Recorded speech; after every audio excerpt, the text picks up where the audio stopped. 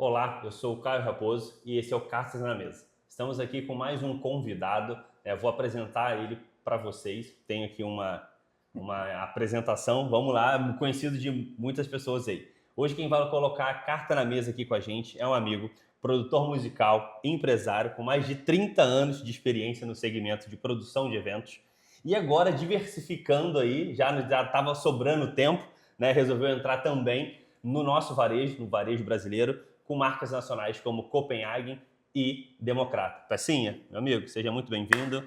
Bom receber você Obrigado aí aqui. pelo convite. Vamos aí. Vamos lá. Então conta primeiro um pouquinho pra gente dessa sua experiência, né? A gente está falando aí de pelo menos, eu falei 30, né? Um No mínimo bocadinho. 30, quase isso.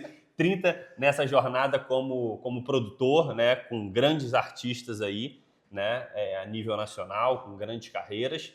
E já trazendo ali um pouquinho para o nosso varejo agora, que você descobriu, se encantou e está aí nessa fase. Conta um pouquinho.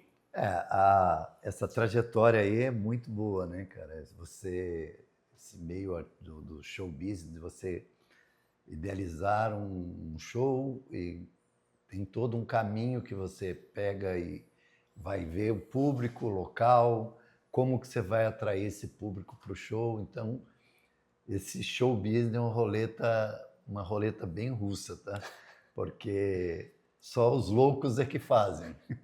Os valores que você arrisca está fazendo, você tem 99% de risco de perder e 1% de chance de ganhar. Mas acho que a adrenalina está aí, das loucuras que você faz, nas exigências dos artistas, em toda a documentação, tudo a legalização. Então, um evento em si ele tem que estar tudo muito certinho para o resultado chegar a esse 1% De sucesso, né? de sucesso. Eu acho que passa muito por essa construção, igual você falou, né? É um risco alto, né?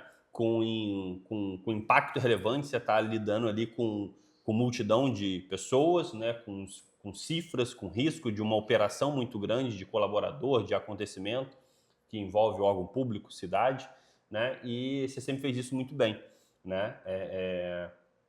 E se consolidou no mercado, né? Como que você vê esse diferencial para essa consolidação em si?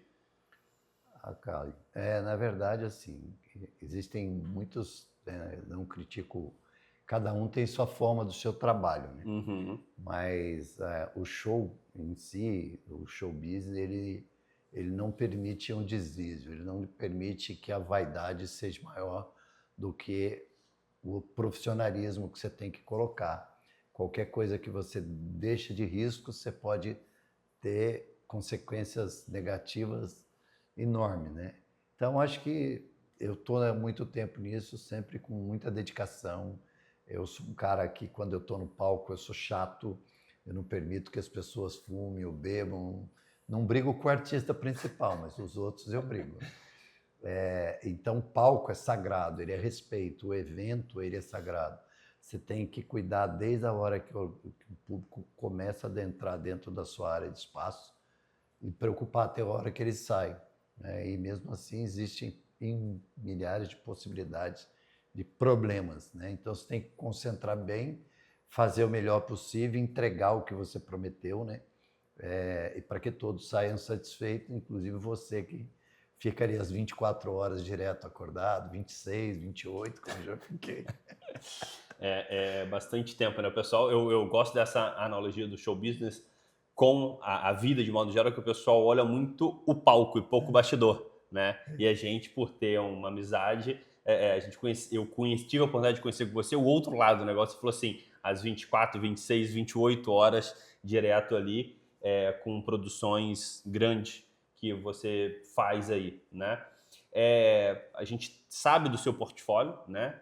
Recentemente você teve no projeto do Roberto Carlos também, que talvez seja um dos maiores artistas nacionais aí, se não for o maior nome, né? O que você pode falar, assim, de experiência que você pegou com algum artista, assim, que você viu, que você teve uma proximidade, ou até mesmo com a produção, não necessariamente com o artista em si, mas que ficou marcante para a tua carreira?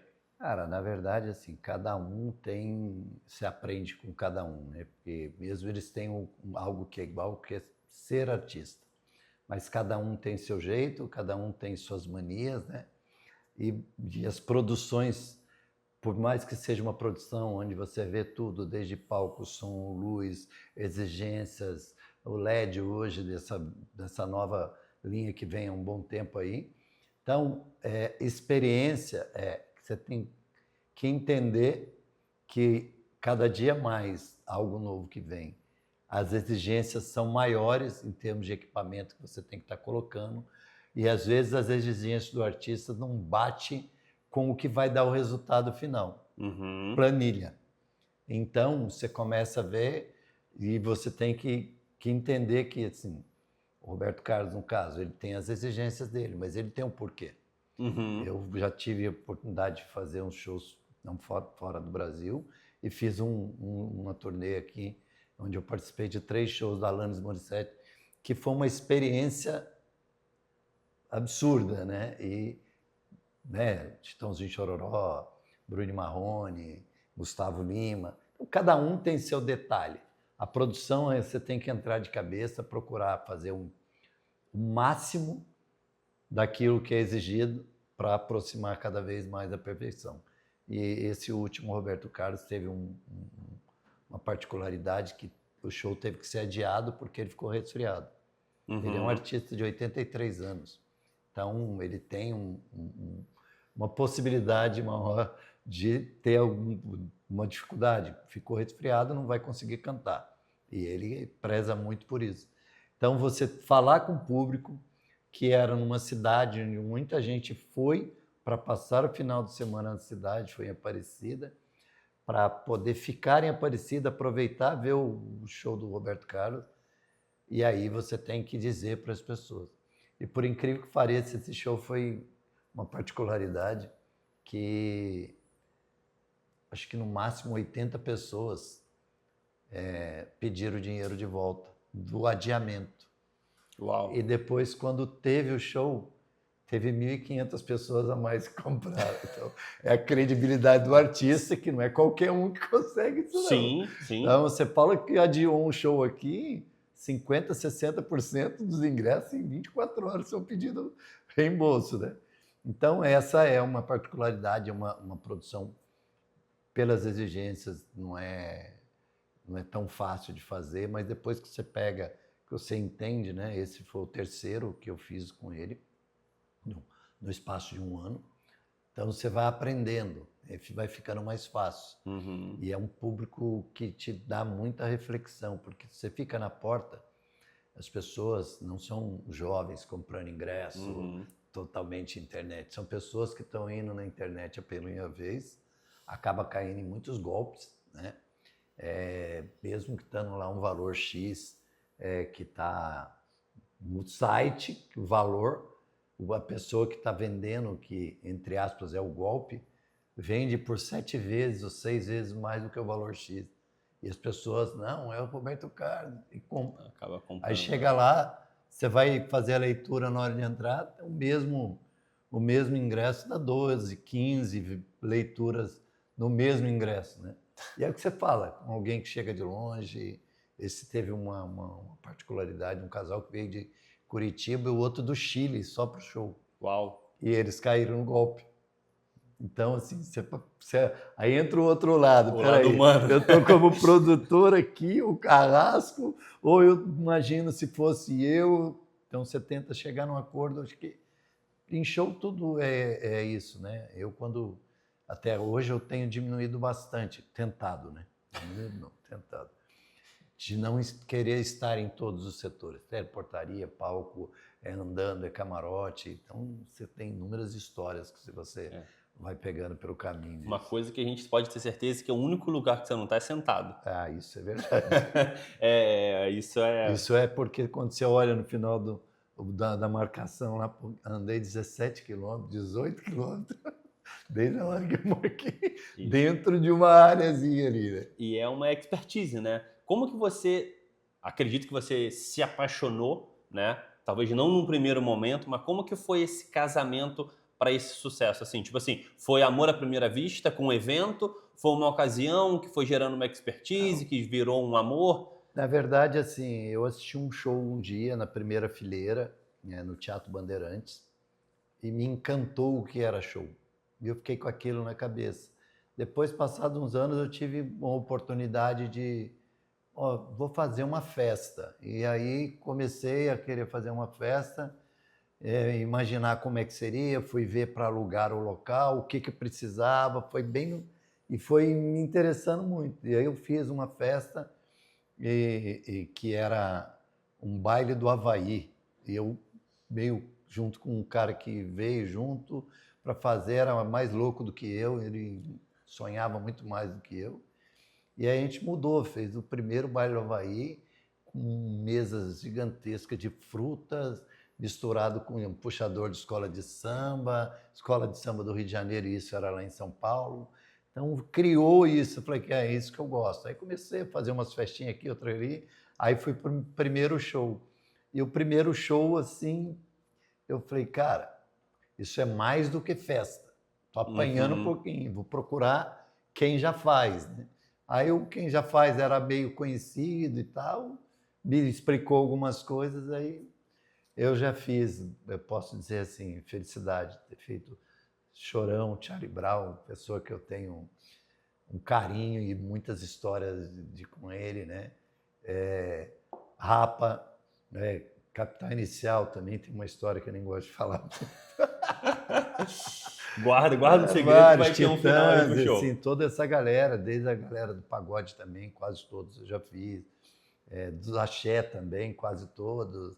Eletrônicos, uns que eram no início do eletrônico, participei de grandes eventos no Guarujá, fazia lá as 12 horas do festival de Guarujá com eletrônico, com 10 mil pessoas, era uma coisa doida, ficar escutando aquele som que era novo, né? Você fazia, o dia anterior você tinha feito axé, aí de repente você estava escutando o eletrônico, falava essa conversa aí, qual é da esquerda, qual é da direita. Que ainda tem essa adaptação, né? Exatamente. Que é, a gente está num Brasil, mas que tem ciclos, né? O axé mais forte, o sertanejo mais forte, você citou algumas bandas que vamos se enquadrar ali dentro de talvez um rock nacional, Capital, aí o pop com Charlie Brown, enfim. E ora o rap agora, você tem uma indústria do rap muito forte, né? Já teve o funk, né? Um pouco mais forte lá atrás. E essa adaptabilidade, como que... Quando eu entro para um show, cara, eu me foco nele, nas músicas. Às vezes tem artistas que você faz show, eu pouco vejo o artista porque eu estou fazendo show no palco. Eu vejo antes, quando ele está para entrar. Depois, durante, raridade eu estar parado por uma música, né? E assim, esse ciclo que vai mudando, né? Uma hora é o trap, é o rap, é o funk que já teve forte, mas vai nascendo pessoas. Eu costumo dizer que o pop e o rock no Brasil, porque hoje as bandas antigas fazem, aí você tem bandas comemorando 40 anos de história, tem bandas que comemorou 40 anos e encerrou, abre aspas, carreira, outro comemorando mais novinho, comemorando 25 anos de história. O caso do Jota Quest não nasceu, não apareceu algo novo. Os últimos que você lembra foi a Pitty que veio, o NX0, depois tinha uns lá que não duraram, o Restart, não decolou. Então poucos foram os que decolaram. Então você vem de uma geração que, se não for buscar os antigos, ela tem só a referência. Sim. Você vai ouvir dentro nas plataformas que você pode ouvir. Então o show é muito disso, né? Eu, quando tenho uma passagem, quando quis trazer o Fernando Sorocaba no aniversário de Barra Mansa, ele falou que eu era louco. Eu vou apanhar, do que isso? O Rio de Janeiro vai escutar sertanejo. Falei, cara, já fiz uma boa divulgação, a música está aceitando, vamos fazer. Aí, óbvio também que eu não errei, né? Eu trouxe no aniversário de Barra Mansa gratuito, no 3 de outubro, e aí, né, com a praça cheia, ele cantou, já tinha umas 5 músicas que as pessoas... E aí o show, ele se empolgou e foi uma história de... Então, existe o risco para onde que você leva, né? Tanto é que quando se falava em sertanejo aqui há 12 anos, 11 anos atrás, no estado do Rio, A única coisa que as pessoas conheciam é Zezé de Camargo e Luciano, Chitãozinho e Chororó não tinha muita força. Depois entrou o César Menotti, por causa de uma música antiga, Vou Fazer um Leilão, que tinha uma coisa que veio, depois veio o Luan Santana, que nego era meio uma história, o Vitor e Léo no auge dele, foram os primeiros que começaram a acontecer aqui. O Luan Santana, quando veio, botou 18 mil, o César Menotti botou 18 mil. Era um absurdo de número de pessoas. Então, tem todo... fases e onde que está acontecendo. Se hoje você falar assim, Fala Mansa da vida. Fala Mansa já acabou? Não. É que nosso país não aumentou. Nós temos 5.632 municípios, onde acontece no mínimo 2 shows por ano. Para um artista fazer todas as cidades, sem repetir de segunda a segunda, ele vai levar uns 16, 17 anos. Uau. Quantas vezes já veio o Jorge Mateus em Volta Redonda? Quantas vezes já veio o Thiaguinho? Então, olha quanto que... Então, tem bandas que, às vezes, elas somem do nosso radar, do que está aparecendo muito, mas ela está em outra área, em outras fases, né? Sim, sim. Essa dimensão do nosso país, né? E aí, quando você está falando de artistas nacionais, você tem essa demanda. Realmente, você para pensar em alguns shows nacionais na cidade que a gente está hoje, Volta Redonda. O artista fica 3, 4, 5 anos sem vir, né? E olha que é uma cidade relevante, com quase 300 mil habitantes. Então, tem esse ciclo, né? E a gente acha que está embaixo, mas na verdade é uma outra fase, né? Ainda faz esse que eu citei, ele ainda faz no mínimo 12 shows por mês. Olha. Ou seja, você trabalha todo final de semana. É fogo. Pecinha, o nosso quadro aqui chama Carta na Mesa, né? E aí, por quê? Porque em algum momento da vida a analogia que sempre que eu faço é que você tirou uma carta na manga, você que é um cara com certeza, não tem uma, tem várias que eu conheço, mas teve uma importante que você pode contar pra gente, que assim, naquele momento, dentro da sua história empresarial, pessoal, né, você tirou a carta na manga e colocou lá na mesa, que foi o divisor de água. Qual que foi? Na verdade, assim, não é bem a carta na mesa, né? Esse ciclo de você fazer shows, tá no show business, sempre foi acreditar. A carta na manga é acreditar, arriscar. E meu pai sempre falava, só se sabe o sabor quem experimenta. Então, você arrisca. E essa adrenalina que te faz cada vez sentir mais capaz. Mesmo quando você tem um prejuízo, a carta na manga que você tem é buscar uma outra data. Sim. Porque naquela eu vou ganhar e vou cobrir isso. Então é o vício das cartas na mesa. Você aposta muito, às vezes você está lá no pokerzinho com 2 cartas, tem 3 na mesa. E aí, será que a quarta vem, vai me dar uma liga ou não? Então, assim, eu não diria que é a carta na mesa, mas assim, os momentos de virada sempre foi acreditar. Quando o momento que agora eu vou parar, agora não deu. Eu teve uma situação aqui que aconteceu em Volta Redonda, onde eu falei, cara, onde eu errei. Eu trouxe um Chitãozinho e Chororó no Porão, dia 29 de abril, de 8 anos atrás. E assim, o cara que está no Chitãozinho e Chororó hoje, ele fez parte da história na Alanis Morissette, que ele era investidor, não mexia com show business.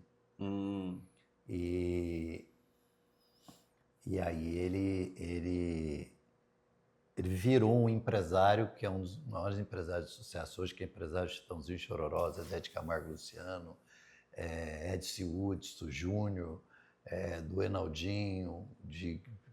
A Live é um grande escritório, respeitadíssimo. Só que lá atrás, eu queria fazer um Chitãozinho e Chororó e ele falou para mim, cara, vamos fazer, mas não é uma coisa barata, mas vou fazer com você e tal. E aí eu anunciei Chitãozinho e Chororó, na época a gente comecei aquelas invenções. Né? Eu fiz um CD autorizado por ele do Chitãozinho e Chororó, falando do evento e panfletei a cidade. Panfletou o CD. O CD. Já era algo bem diferente. Só que foi num mês, cara, que meu pai tinha falecido. Eu estava querendo buscar um lugar para segurar. E aí, no primeiro dia que eu coloquei a venda, eu vendi todos os camarotes dali do porão. Uhum. E o ingresso de pista quase nada. E eu trabalhando rádio, fazendo mídia, não estava entendendo. Aí a única resposta que eu tive foi: o público achou que não ia caber, ninguém queria, não era molecada, não queria estar incomodada, vou ficar lá, um empurra, empurra e tal. Eu vendi 800 ingressos só. Caramba. Num lugar que cabia. Então, aquilo foi uma história de derrota. Aí tinha um outro, porém. Eu não tinha o dinheiro todo. Aí eu liguei e falei: não, pode deixar, vou acertar com você aqui. Aonde que eu ia levantar na época, faltava 100 mil reais para pagar a banda. Aí eu já tinha dado o que eu tinha e tal. E aí eu falei: eu vou falar com o Wilson. Eu falei: irmão, eu estou numa situação muito delicada. Não virou, não vendeu. Ele falou: eu te falei, mas você quis fazer. E aí eu disse para ele, falou: cara, vou cancelar. Eu falei: de jeito nenhum, a banda já está chegando na cidade. Quando você tiver dinheiro, você me paga, que é uma coisa muito difícil. Ainda mais tem esses valores, né? Nesse meio, né? Nesse meio. Se o artista já vi história de o cara não pagou 5 mil que falta para o artista, ele não vem. O outro não pagou o restante do som e da luz e do palco, o cara vai lá e tira a escada dentro do artista. Cada coisa absurdas, né? E aí isso foi uma, eu falei: cara, se alguém está confiando em mim, cara, eu não vou desistir. E assim, eu sou muito grato a ele, e graças a Deus, ele criou oportunidades para que eu zerasse essa história com ele. E nessa época eu abri mão assim, direto. Eu falei: cara, eu tinha um carro, acho que valia 75 mil na época, eu vendi ele por 50, para eu inteirar, para ir lá, e falei: daqui agora eu não perco mais, agora eu não desisto. Então, é uma virada de chave, virou a chave assim, de entender tudo que você vem de criação. Não desistir, aprender a ser forte, mesmo com tantas porradas que você leva. Eu dei uma virada assim, alguém acreditou em mim mais do que eu estava acreditando, e daí em diante, assim, é uma pessoa que eu tenho um carinho muito especial, e foi uma coisa que pode ir lá atrás. Ele era o investidor da Alanis Morissette, e a pessoa que pegou para fazer o evento não conhecia nada de evento. E eu fui chamado para ir produzir. Sim. Em 15 dias aconteceu uma história de fazer. E eu falei para ele: você está perdendo X mil. Ele falou: pô, eu não tenho esse dinheiro para perder. Eu falei: então, vamos correr. E aí ele perdeu um valor menor, 5 vezes menos do que eu tinha falado antes. Mas, mesmo assim, mudou, e é um cara que é com o que você faz aqui, né? Eu já tive situações que eu abri mão quando era empresário de artista, de já ter vivido a situação de contratante. Eu deixei uma situação que não podia, e um tempo muito distante depois, a mesma pessoa que eu ajudei foi me ajudar num momento, numa cidade que eu não conhecia ninguém e precisava de alguns equipamentos. Aí eu liguei para ele saber: não, pode deixar que estou mandando tudo aí para você. Ele já tinha virado o jogo, estava numa outra história. E então tem muita história, muita coisa. Não dá para estar falando aqui para você, né? Mas essa parte que você traz, falando sobre o acreditar e o arriscar, é muito interessante, porque você está falando de, você contou ali agora, abriu uma experiência pessoal de mais ou menos 8 anos atrás que você falou, onde você já tinha uma experiência no ramo, né? Arriscou, correu um risco, né? Aprendeu com esse risco, e aí você falou: opa, aprendi. Acho que eu não aprendi não, continuo arriscando. Mas eu gosto de falar isso, que assim, é uma caixa de ferramentas. A gente conversa, eu falo: cara, tudo que a gente vai aprendendo, quem tem um pouquinho de autoconhecimento, serve para a gente colocar numa caixa de ferramentas, né? A gente carrega uma caixa de ferramentas. E aí, em algum momento, vai acontecer uma situação.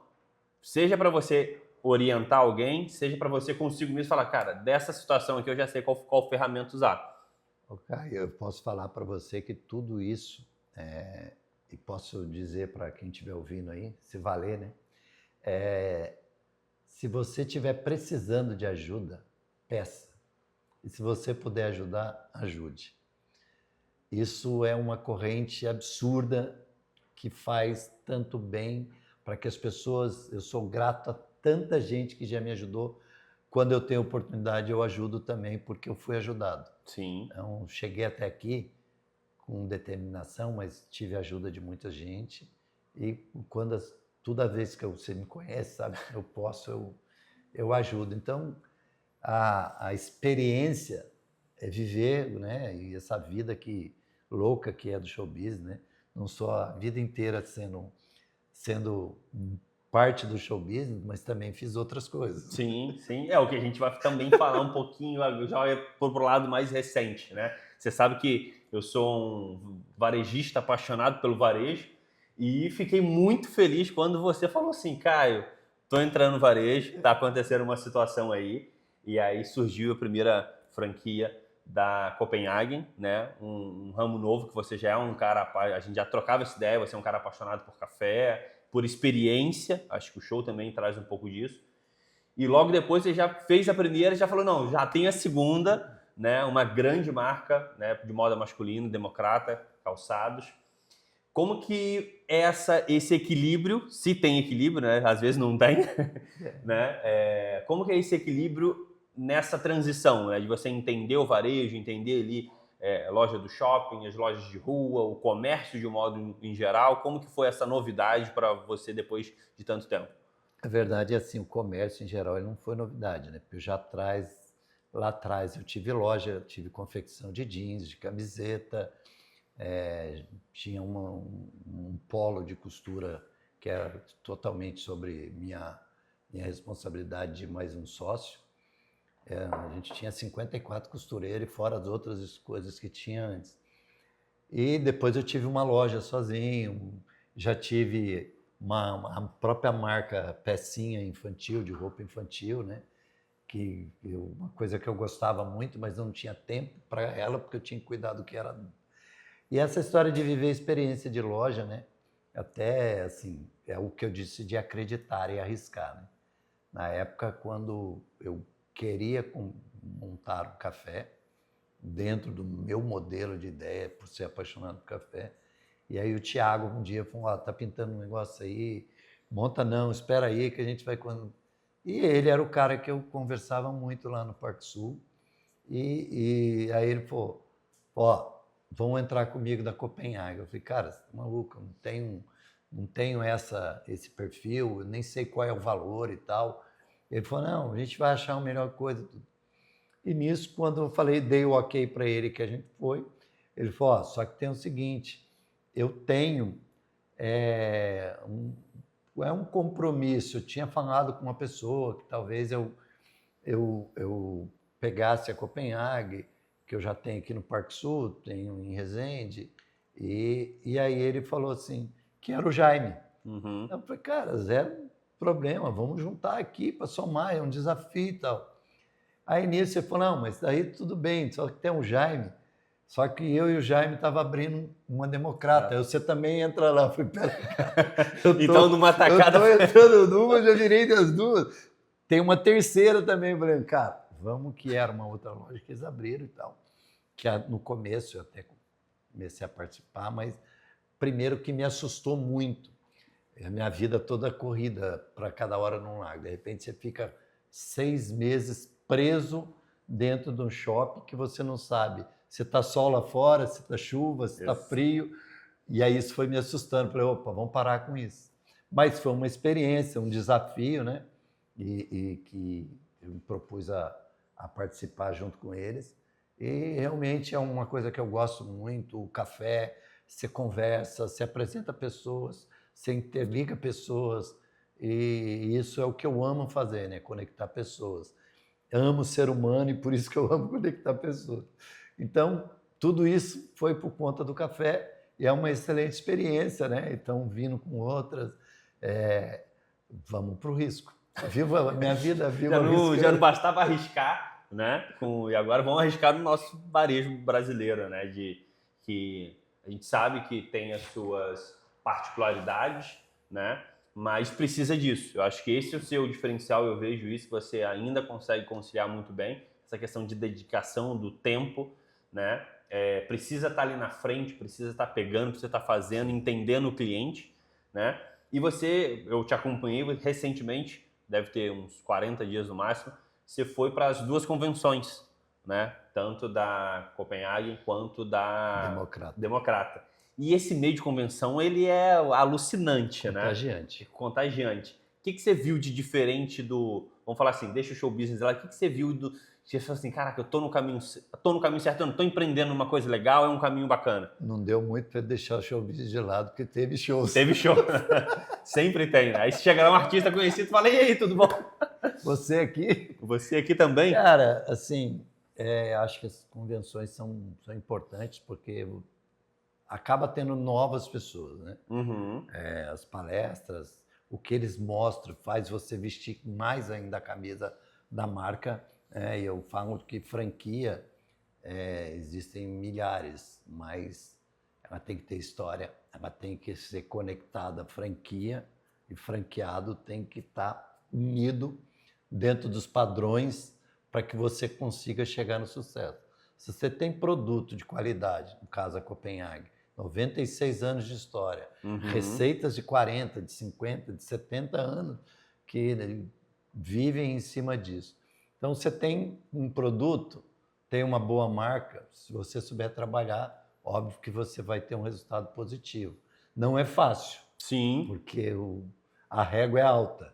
Então, sempre existe a disputa e tem uma coisa, a convenção em si, ela faz você, repito, vestir a camisa, você volta cheio de ideias, ao mesmo tempo você é preso, porque as suas ideias, se não conduzir com o padrão da franquia, você não faz nada. E é uma frase que a gente fala muito depois de que entre os amigos, que fala, não está no padrão, né? Não está no padrão Copenhagen, né? Que é uma marca de referência, de padrão de qualidade, ele gosta, citou aí 96 anos, né? Que tem esse padrão dos produtos, do chocolate, da cafeteria, enfim, a gente tem essa noção. Então, você vai lá ver, você fala assim, caramba, tem que implementar isso nesse padrão, que eu acho que é essa vantagem / desafio de uma franquia, das grandes franquias nacionais, né? A gente sabe que tem umas que são mais liberdade, tem outras que são mais engessadas, mas eles te dão um playbook, um manual, para você seguir aquele padrão de qualidade. Obviamente, você vai colocar, principalmente em termos de gestão de equipe, você vai colocar a sua personalidade ali, né?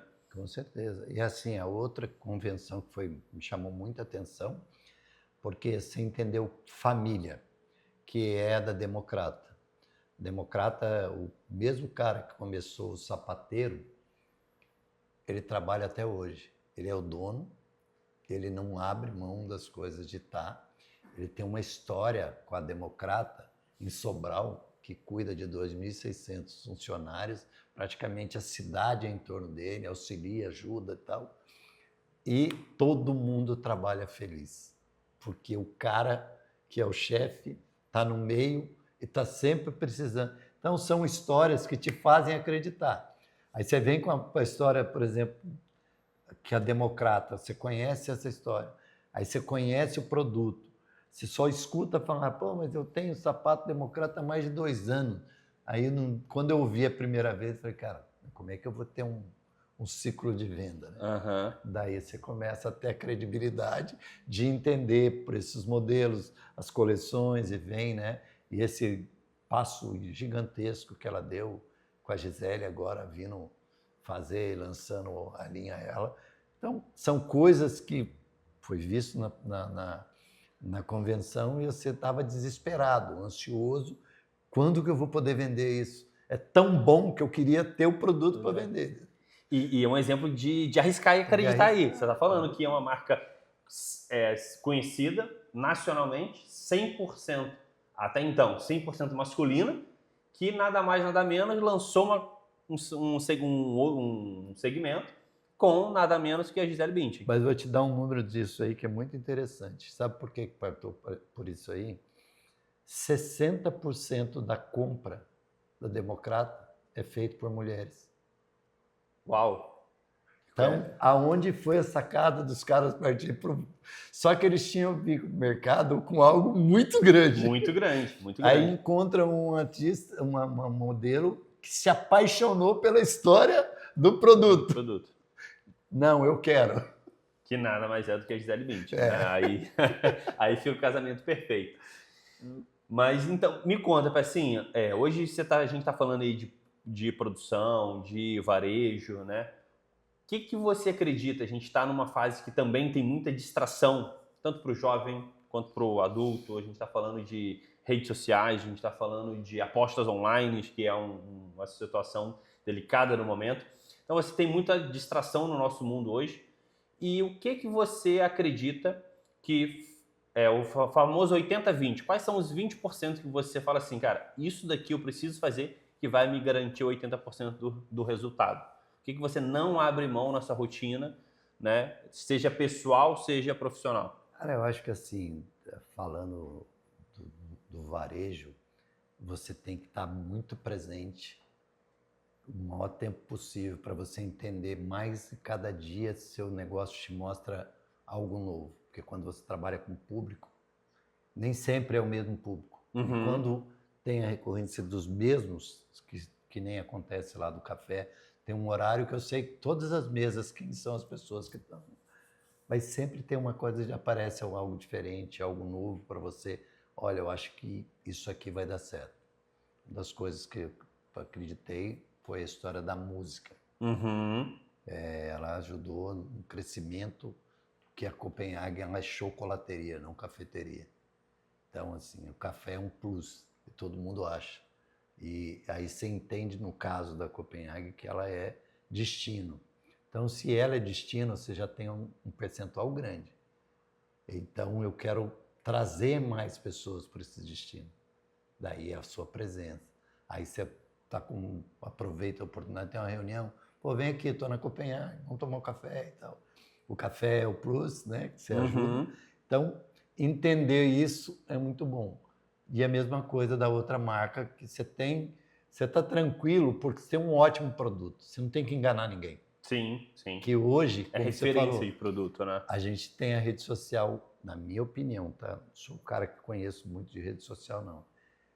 Você tem muita coisa, muita luz acesa, mas com pouco foco.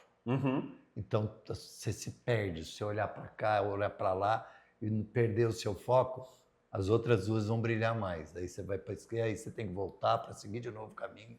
E é o que todo mundo hoje... Não, rede social é que vende. Vende. Rede social vende muito, desde que você saiba navegar nesse mar. Porque estar por estar, fazer isso, fazer aquilo, achar seu público, principalmente quando ele é variável, né? Ele é dos 10, 5 anos que já comeu uma língua de gato, por exemplo, até lá. Então você tem que entender o que você pode fazer. Né? Quando eu arrisquei essa história da música na sexta-feira lá, eu fiz meio peitando a Copenhague, depois que mostrando o vídeo que não é. E eles entenderam que isso estava dando um resultado. Precisava de uma mudança, precisava mostrar. Então, assim, eu diria para você a minha fórmula de sucesso. Sim. A minha fórmula de sucesso, que eu acredito, 90% é merecimento, os outros 10% é planejamento, investimento e talento. Não necessariamente você tem esses 3 para ter o sucesso. Então, você tem que entender, se eu trabalho, todo trabalho tem que ser remunerado, e nem sempre a remuneração é dinheiro. Então, a volta lá na gratidão, em toda uma história. Então, eu não vejo assim, 20%, 80%, não. Eu vejo que o 100% é dedicação. Sim. E aí, você vai colher de acordo com o que você se dedica, onde você coloca o seu foco, né? E eu acho que negócio é isso, é arriscar sempre, entender o público. Faço isso a vida inteira, né? Sim, entender o público, né? Literalmente. E a questão da dedicação, da determinação ali, eu concordo 100%. Né? Eu acho que é um diferencial. Faz diferença você estar ali entendendo, se dedicando, né? E aí até perante isso que você trouxe... Só abrindo, cortando você um pouquinho, o principal de um sucesso é a equipe. A equipe é tudo. Se você sozinho, você chega aqui. Com a equipe, você pode chegar mais longe. Então, se você tem uma equipe boa, eu falo assim, Jaime, Selma, Tiago, Aline, eu sou o quinto elemento ali. Então, nós somos uma equipe. Cada um faz muito bem a sua parte. Eu contribuo com a minha, da minha forma, do meu jeito. E isso deu uma liga legal. Sim. Com grandes amigos, eu tenho como família, mas entendemos isso e eles me cobravam muito sobre entender o padrão, sobre entender como é que era, porque eles já estavam nisso mais cedo. Então aí, quando você entende, é fácil, igual se eu sei que ligar o carro, dirigir, dar seta, passar marcha, seguir em frente virado, tem que virar o volante, você já entendeu como é que funciona. Uhum. Agora, como que você vai fazer melhor o seu funcionamento? Por aí. E aí você falou uma coisa muito boa, que é, e em breve eles estarão aqui conosco também, convidadíssimos, né?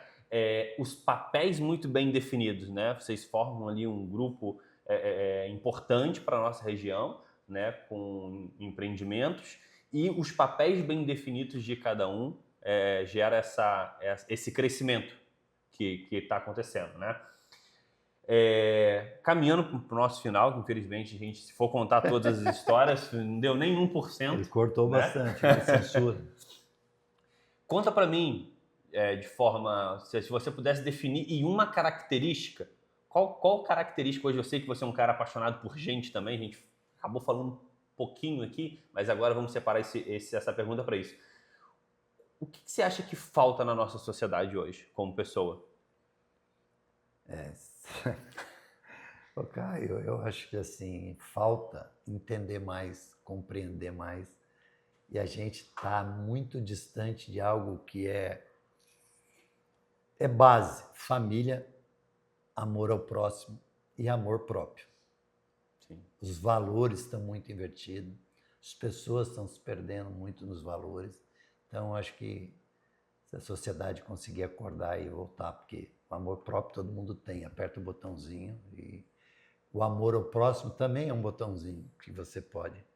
E se dá um valor, olha no espelho, eu me amo, eu quero o bem para mim e eu vou querer saber o que eu quero para mim. Quando eu sei o que eu quero para mim, eu sei o que o mundo quer. Então eu dependo, tudo começa comigo. E a sociedade pode achar milhões de coisas sobre o meu respeito, porque cada um tem um pensamento. Eu que tenho que escolher se eu vivo o que a sociedade quer e eu perco a minha vida. Então eu vivo o que eu acho que é o melhor e o que eu quero, o que era de melhor para mim. Então acho que o que falta é isso. Bacana. Parar e enxergar muito esses valores que tem. Perfeito. Se você pudesse, né, mandar uma mensagem, você que a gente está falando um show aí de plateia infinita, né? E se você pudesse deixar uma mensagem de 30 segundos, 2 frases, uma frase, que fosse atingir todas as pessoas, né? Qual que é a mensagem de WhatsApp que você enviaria para aparecer na tela de todo mundo? É sempre que bom e abençoado seja mais esse dia. Quando você fala, você abre o universo e você pode esperar coisas boas. Então pense sempre no melhor. Tem um olhar diferente para tudo. Aquilo que te acontece, tem outras situações à sua volta que você pode ver. Sim. E a mensagem, como você olhar o que você tem à sua volta, você consegue solucionar problemas. E os problemas são ou eu causei ou eu permiti. Então, quando você eleva tudo que eu tenho, você foca, ele está menor.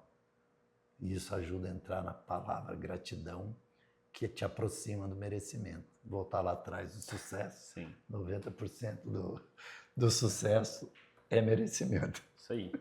Pessoal, estamos finalizando por aqui. Quem não viu, falamos de show business, falamos de varejos, franquias, né? Merecimento, risco, arriscar, determinação. Então, são trechos aí do que a gente teve. Volta, assistam, né? Meu amigo, mais uma vez, obrigado pelo bate-papo. Obrigado a todos aí. Seja bem-vindo, né? E que Vamos vir venha... na segunda parte? Convida para a segunda parte, né? Para aí, ó. Tem uma plataforma aí que vai comprar isso e nós vamos fazer uma série, né? Uma série.